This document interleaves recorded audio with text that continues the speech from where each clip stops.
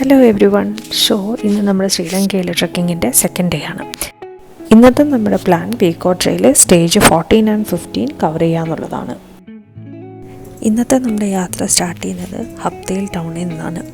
നമ്മൾ ബസ്സിന് വേണ്ടി വെയിറ്റ് ചെയ്ത് നിൽക്കുവാണ് ഇവിടെ. ബസ് വന്നു, സൈഡ് സീറ്റ് തന്നെ പിടിച്ചിട്ടുണ്ട്. കാഴ്ചകളൊക്കെ കണ്ട് നമ്മൾ യാത്ര തുടങ്ങിയിട്ടുണ്ട്. ഇതൊരു 15 മിനിറ്റ്സിൻ്റെ ഒരു ബസ് ജേണിയാണ്. എന്ത് ഭംഗിയുള്ള സ്ഥലങ്ങളാണല്ലേ. നമ്മൾ വീട്ടിലിരുന്ന് കഴിഞ്ഞ് കഴിഞ്ഞാൽ ഒരിക്കലും നമുക്കിങ്ങനത്തെ കാഴ്ചകളൊന്നും കാണാൻ പറ്റില്ല. ഇന്നത്തെ ഹൈക്ക് നമ്മൾ സ്റ്റാർട്ട് ചെയ്യുന്നത് സെൻറ്റ് കാത്തറിൻ വില്ലേജിൽ നിന്നാണ്. ഓൾമോസ്റ്റ് ഒരു 9 കിലോമീറ്റർ ഹൈക്കാണ് സ്റ്റേജ് 14 ഈ കാണുന്നതാണ് ലൈൻ ഹൗസസ് എന്ന് പറഞ്ഞ വീടുകൾ. കൂടുതലായിട്ടും ടീ പ്ലാന്റേഷൻസ് വർക്കേഴ്സ് താമസിക്കുന്ന വീടുകളാണ് ഈ ലൈൻ ഹൗസസ് എന്ന് പറഞ്ഞ് അറിയപ്പെടുന്നത്. വില്ലേജിൽ നിന്ന് നമ്മൾ നേരെ എൻ്റർ ആവുന്നത് ഈ യൂക്കാലിപ്റ്റ് ഫോറസ്റ്റിലോട്ടാണ്. ഇതൊരു ഷോർട്ട് സ്ട്രെച്ചാണ്, ഒരുപാട് വലിയ എലിവേഷനൊന്നും ഇല്ലാത്ത ചെറിയൊരു വാക്ക്. ഫോറസ്റ്റ് കഴിഞ്ഞ് വീണ്ടും നമ്മളൊരു ടീ പ്ലാന്റേഷൻസിലൂടെയാണ് കടന്നു പോകുന്നത്. നല്ല കാലാവസ്ഥയാണ്, വലിയ ചൂടില്ല, നല്ല ചെറിയൊരു കോടയൊക്കെ ഉണ്ട്. നല്ല ഭംഗിയിൽ നമുക്ക് ചെയ്യാൻ പറ്റുന്ന ഒരു ട്രക്കാണ്.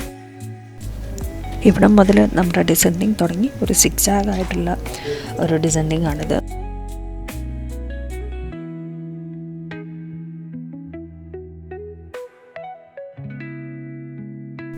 കാടിനുള്ളിൽ കൂടിയുള്ള നടത്തമായതുകൊണ്ട് നിറയെ ലീച്ചസ് ഉണ്ട്.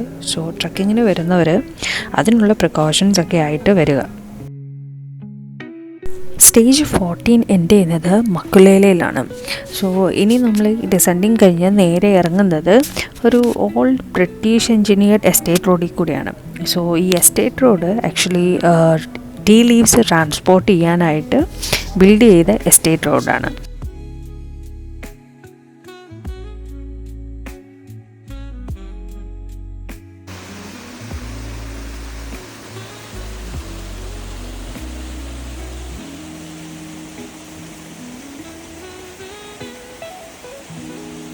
സ്റ്റേജ് 14 അവസാനിക്കുന്നതും സ്റ്റേജ് 15 തുടങ്ങുന്നതും മക്കലയിലെ അലുമല ബോധിയ എന്ന ബുദ്ധിസ്റ്റ് ടെമ്പിളിനടുത്ത് നിന്നാണ്. Buddhist temple actually surrounded by eucalypt forest.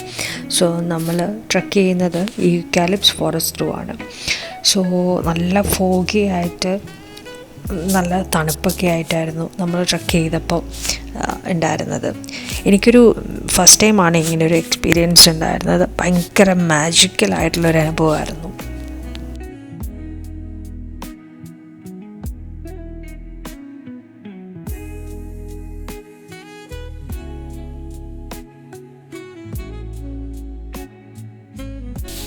യൂക്കാലിപ്റ്റ് forest കഴിഞ്ഞിട്ട് നമ്മൾ നേരെ ചെന്നെത്തുന്നത് വീണ്ടും ഒരു ടീ പ്ലാന്റേഷനിലോട്ടാണ്.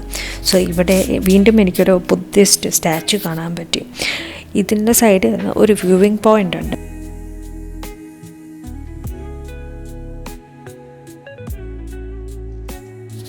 ഈ വ്യൂ പോയിൻറ്റിലിരുന്ന് കുറച്ച് നേരം സമയം ചെലവഴിച്ചിട്ടാണ് നമ്മൾ ട്രക്കിങ് കണ്ടിന്യൂ ചെയ്തത്.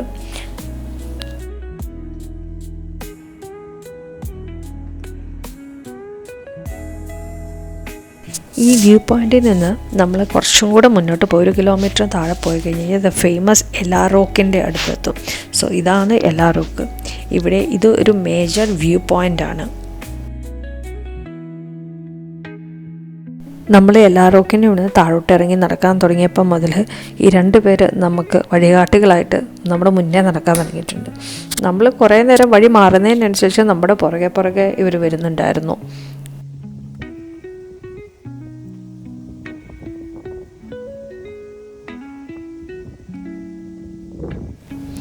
ഇന്നത്തെ ട്രക്കിങ് ഏകദേശം കഴിയാറായിട്ടുണ്ട്. നമ്മൾ നേരെ ചെല്ലുന്നത് ഒരു വെള്ളച്ചാട്ടത്തിൻ്റെ അടുത്തോട്ടാണ്.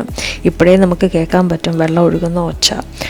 തലേന്ന് നല്ല മഴ പെയ്ത കാരണം അത്യാവശ്യം വെള്ളം കലങ്ങിയിട്ടാണ് പുഴയിലുണ്ടായിരുന്നത്. അതുകൊണ്ട് വെള്ളത്തിൽ ഇറങ്ങാൻ നിന്നില്ല. എന്നാലും കുറച്ച് നേരം അതിങ്ങനെ നോക്കി നിന്നു.